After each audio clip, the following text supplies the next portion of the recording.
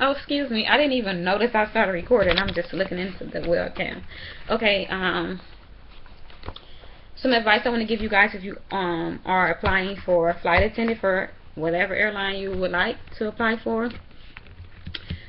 Some advice on what I learned, so I would like to pass it on. If you guys would like feedback, advice, questions, or concern on how my interview went. I recently just applied for Delta and United Airlines, and and also this can be good in any interviews you guys can use. I'm pretty sure a lot of people know. The best way to answer interview questions is the STAR method, which is situation, task, action, and result. Explain the situation, the task, the action, and the result of what happened and occurred. And you can, to make it shorter, you can always just situation, action, and result. If you answer the questions in STAR method, you will always be fine. Some other advice is to always be presentable to whatever employer and careers you would like to apply for. And for flight attendants, always be presentable. You can always wear your hair in a slick back ponytail, you know, either to the side, to the back, or you can either put my first interview with Delta, I decided to put it in a bun, roll it in a bun, a black and white uniform, you know, a tie, you know, professional uniform. The most important thing is, you know, being presentable. Some input I will give you guys. Okay, excuse me, I'm going to just sit this down here. So I'm just going to give you guys some input, some questions, like, you know, if they're going to ask you guys. They're going to ask you, name a time you took the initiative at work, you know. And I recently said the time that I took the initiative at work is when, you know, I've worked third shift for jobs, you know. Was in high school, I used to work at Popeyes, and a former employee called in to call off for an emergency. They're going to ask you, name the time you took initiative. What did you do? Okay. I wrote everything up on why she had an emergency, and I reported it to the manager. You be understanding. Number one, do not get an attitude. I did not get an attitude. I was understanding. I reported to my manager, and I took the initiative to the fact that I was getting ready, to, you know, end my shift and close up and clean up. I decided to stay and do a double until somebody else can fill the shift. That's taking initiative for work, to be able to be reliable for a job in a position when you're in situations and like that, emergencies happen with people. You be understanding, you be considerate of others, and try to put yourself in their shoes. If emergency happens to you, and you might need to call off, how would you want someone else to take? Would you want them to get an attitude with you? Would you want them to get nasty? And even if you are upset and you got other things to do, never let it show. That's not good. That's not good on your job and how it looks for you as a person. And when you always consider and you're reliable and you're trustworthy, that it always shows in your work ethic, and it's easier for you to get promoted, and it's easier for your manager. And you may not always know that people are paying attention to things like that, how courteous you and considerate you are, but no matter what you do in life, in your work life, personal life, people are always going to remember the things you did and how you approached it and how considerate you was. I've always went in for people. One thing about me, I love to work.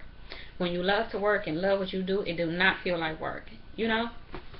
Regardless, I was in school, you know, I had other activities and things that I was doing and stuff like that that I was involved in, but I never got an attitude. And it was the thing that people always called off, and I was always available. When you always make yourself available for people, that's how you get promoted, because they can count on you to be responsible and handle jobs and situations when things happen.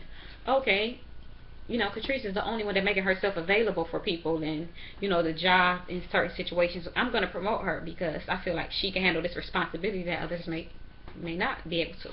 Always be available. And I took the initiative that the manager, excuse me because I'm going on and stuff, I explained the situation. which is I took the initiative to, let the manager know I've, excuse me, in my phone. The task and action I took was to fill in and stay until someone else can cover. And the end result, that my manager was happy and he was relieved that he didn't have to call anybody. The fact that I was already available there, so I made it easier on him and his job. So another question they're asked is the time you work with a difficult worker. I've explained and gave them a demonstration. The time I worked with the difficult workers when I was working at, Popeyes in my high school years and days. I had to train 2 employees, and one always, I had to train employees on cashier, and one employee always, got it the first time, and the second one kind of got frustrated or whatever, and that's the situation I'm explaining. The task and the result of it is always be considerate of people. Try to put yourself in people's shoes to know that, okay, this is their first time working. They're new. They may not know how to deal with customers. They may not know how to approach customers. So give demonstrations. I gave demonstrations on, hello, good morning, how may I assist you?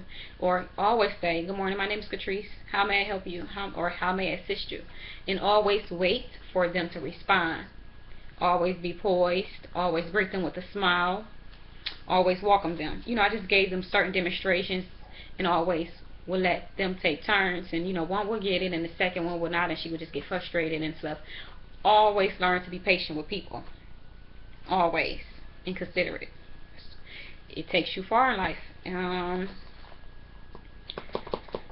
And okay, excuse me, I didn't explain the result of that. And the more and more I was patient with her, I was friendly with her, and I've helped her.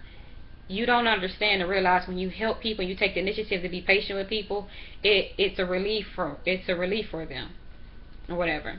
When you be like, oh, and be like, oh, they don't get it, that you're put more stress on them to make them feel like they're not good enough for what they're doing, and it's making them like their confidence low.